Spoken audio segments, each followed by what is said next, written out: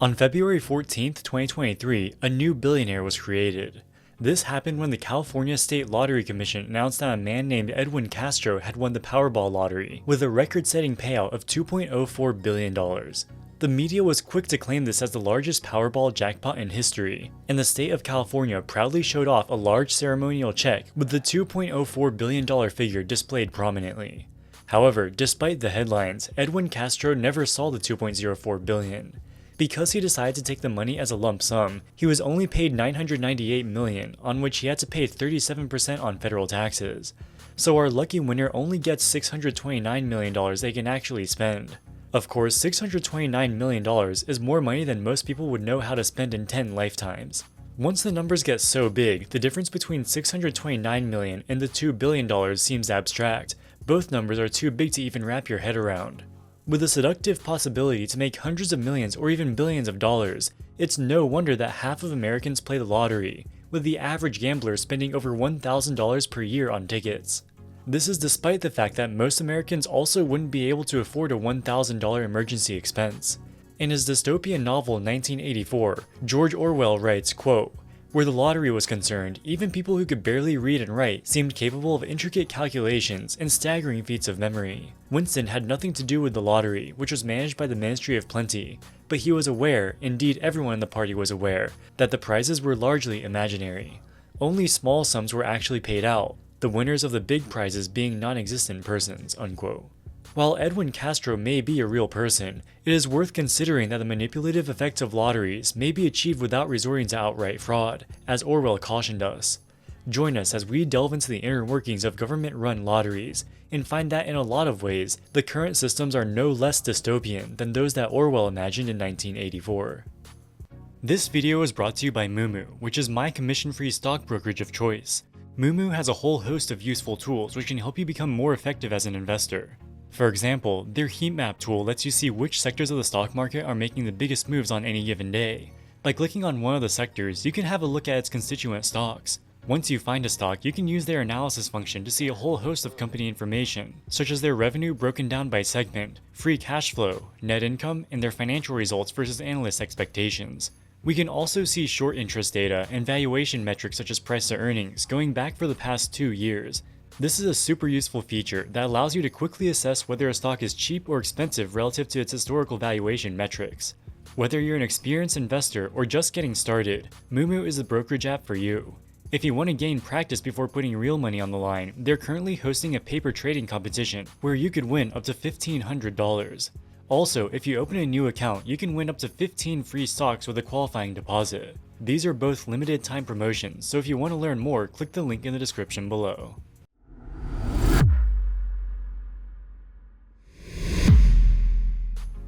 Lotteries are a form of legalized gambling that are generally run by governments with the goal of raising public revenue. The basic premise of a lottery is that players purchase tickets that have a unique set of numbers. A drawing is then held, and if the player's numbers match the numbers drawn, the player wins a prize. Almost every country in the world has some sort of a government-sponsored lottery. Canada has Lotto 649, Europe has the Euro Millions, and Australia has a separate lottery system for each of its 8 states and territories. For the most part, all of the lotteries function in similar manners, so we'll focus the rest of this video on the largest and most lucrative lottery market in the world, the USA. In the US, every state operates its own lottery system, which administers independently. But around the 1990s, some of the states had the realization that there would be tremendous benefits to economies of scale. So 45 states, plus the District of Columbia and Puerto Rico, joined forces to create the Multi-State Lottery Association, which is responsible for operating the Powerball, which has become the largest and most successful lottery system in the world. This is where the record-breaking $2 billion prize came from this February. Anyone above the age of 18 living in a participating state can go into almost any gas station and buy a Powerball ticket for $2. There are 5 white balls, each with a number between 1 and 69, as well as 1 red ball at the end with a number between 1 and 26. When you buy a ticket, you can choose the numbers yourself, or have them automatically assigned by a computer. 3 times per week the numbers are drawn. These drawings are broadcast on local and national television stations, as well as online. If all of the 6 numbers that you choose match the numbers drawn, you win the grand prize. The grand prize starts at $20 million. In each round, if nobody wins the grand prize, 32.5% of the gross proceeds of the lottery are added to it until someone eventually wins. Theoretically, there is no limit to how big the jackpot can grow. Needless to say, the chances of winning the grand prize are exceedingly low. For each ticket that you buy, the chances of winning the grand prize is 1 in 292 million.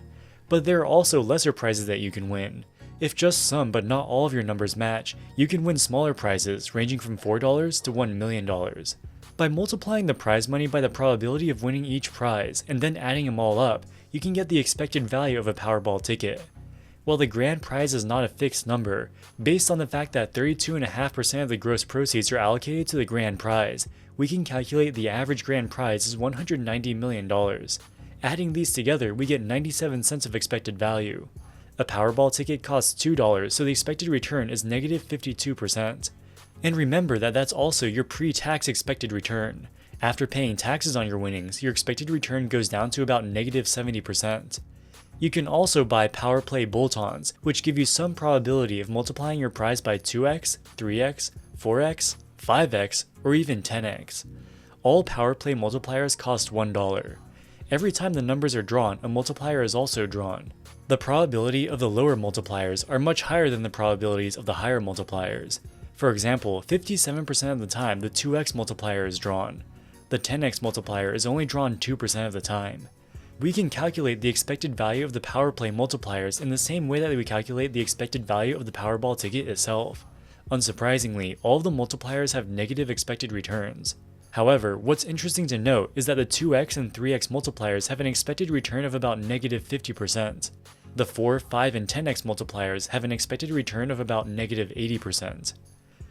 Despite the fact that lotteries have negative expected values, over 100 million people play the lottery at least occasionally in the US, and billions of people play the lottery all over the world. So why do they do it? If you want to gamble, you can put your money into the stock market.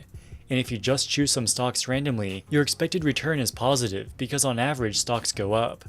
Or you can invite your friends to your home and play a game of poker. Assuming that you all have the same poker acumen, at least your expected value is 0. And finally, you could go to a real casino.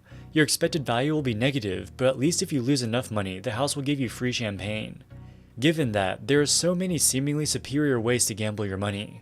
So why do so many people choose to play the lottery?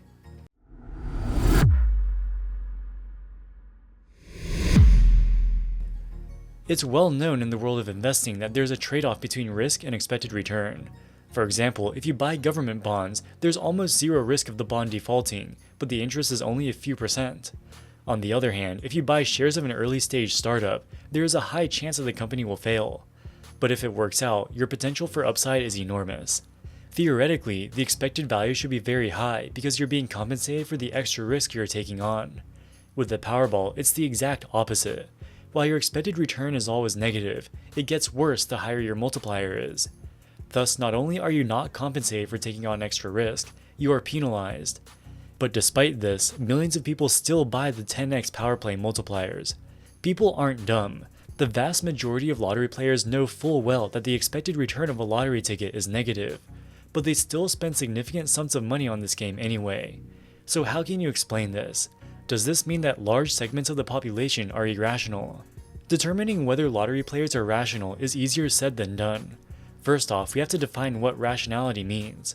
The most widely accepted definition of rationality was established in 1944 by the Hungarian and German economists John von Neumann and Oscar Morgenstern in their book titled The Theory of Games and Economic Behavior.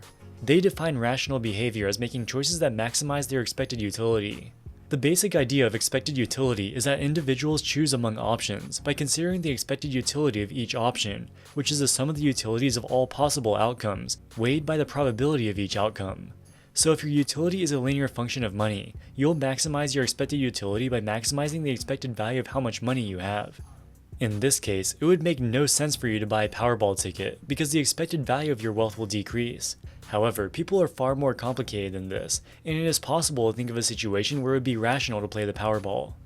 Let's suppose you're a parent with a single child that you care deeply about. Suppose your child is kidnapped and the only way to get him back is with a $100 million ransom payment, but you only have $2 to your name. The only way you have any chance of making the ransom payment is if you spend your $2 on the lottery and win the jackpot. In monetary terms, your expected return is still negative, but you're not playing for money, you're playing to get your only child back. If your child is priceless, the expected value of the lottery ticket is infinite, because infinity divided by 292 million is still infinity. Thus, in this situation, it'd be completely rational to play the lottery. The previous example goes to show how far you have to stretch to rationalize a decision to gamble. For the vast majority of billions of people around the world who play the lottery, there is no rational justification. While every individual is different, we can look at the data to try to come up with some more emotional reasons why people play the lottery. This is because low-income people feel that they are lacking in economic opportunities, and the lottery is the only way for them to escape the cycle of poverty. In 2008, researchers from Carnegie Mellon University conducted an experiment with poor residents of Pittsburgh, Pennsylvania. The participants were given $5, which they could either use to buy lottery tickets or just keep. Some of the participants were reminded beforehand that while different income groups face unequal outcomes in education, jobs, and housing, everyone has equal chances of winning the lottery. Other participants were told nothing. Participants who were reminded about the equal nature of the lottery were almost 3 times more likely to spend the money on lottery tickets.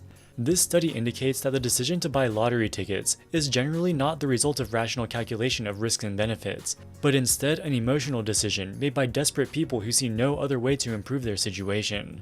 And when people see on TV ordinary people winning hundreds of millions or even billions of dollars, they subconsciously think to themselves, why can't that be me?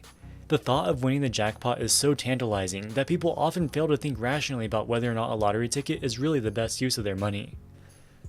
Once somebody starts losing money in the lottery, they become even more desperate and double down in a futile attempt to make back their losses, in many cases until they have nothing left to lose. In the US alone, there are at least 6 million people suffering from some sort of gambling addiction, according to the National Council on Problem Gaming. Because of the addictive and potentially harmful effects of gambling, it is either heavily restricted or outright banned in most jurisdictions around the world. Despite this, even states that ban private sector casinos almost always operate their own government-run lottery system. So what can explain this apparent contradiction?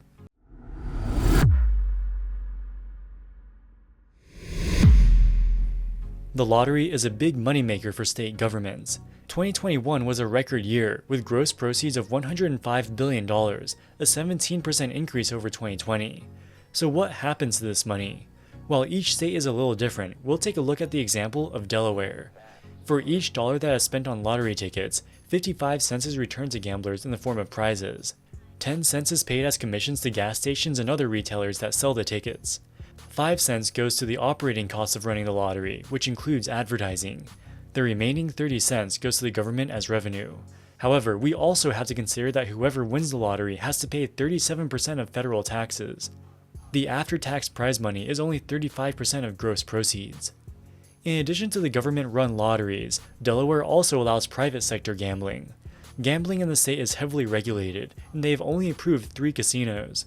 On slot machines, the casinos are required by law to maintain payout ratios of at least 85%. This means that in aggregate, at least 85% of the gross proceeds have to be paid out as prizes. All 3 casinos in Delaware maintain payout ratios in excess of 90% for their slot machines, which exceeds the minimum requirements. This is because they're in a competitive market, and they have to keep the payout ratios high to attract customers. The statewide and multi-state lottery systems that the Delaware government operates have payout ratios of 55%, far below the minimum requirement of 85% that they impose on private casinos. So this begs 2 questions. Firstly, why do people continue to play the lottery despite the inferior payout ratios? And secondly, how can the state justify such a low payout ratio when they have far stricter requirements for private casinos?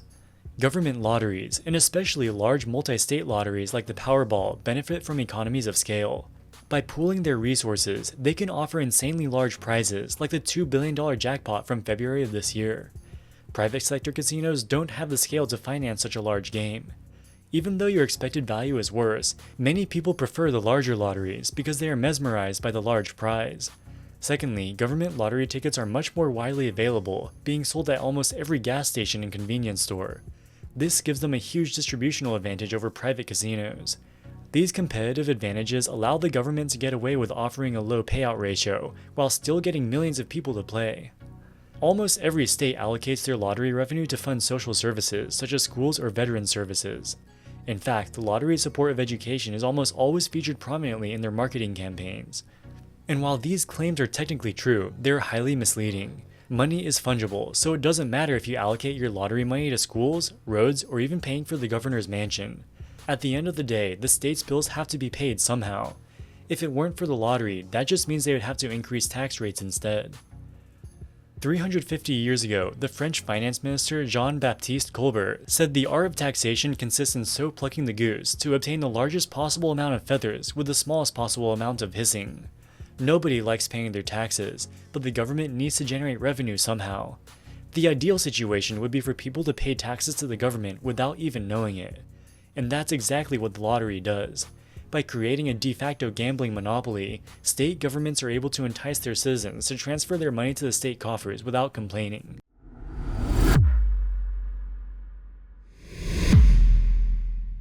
For all the criticism that it gets, the Internal Revenue Service is pretty efficient at raising revenue. In 2022, it collected $4.9 trillion of taxes, with a budget of just $12 billion. This means that the administrative costs represent 0.025% of the taxes collected. Of course, nobody likes filing taxes, and many people opt to hire a professional accountant to advise them. According to the nonprofit American Action Forum, Americans spend in aggregate about $200 billion per year on tax filing services. While this sounds like a lot, compared to the $4.9 trillion of tax revenue, this only adds up to a very small percentage.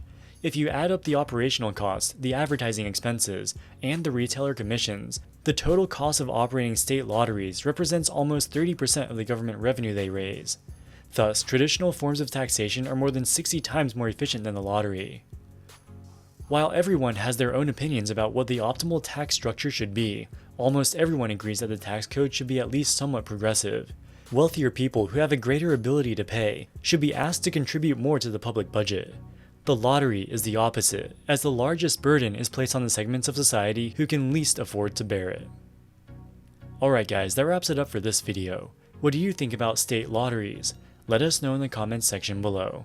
As always, thank you so much for watching, and we'll see you in the next one. Wall Street Millennial, signing out.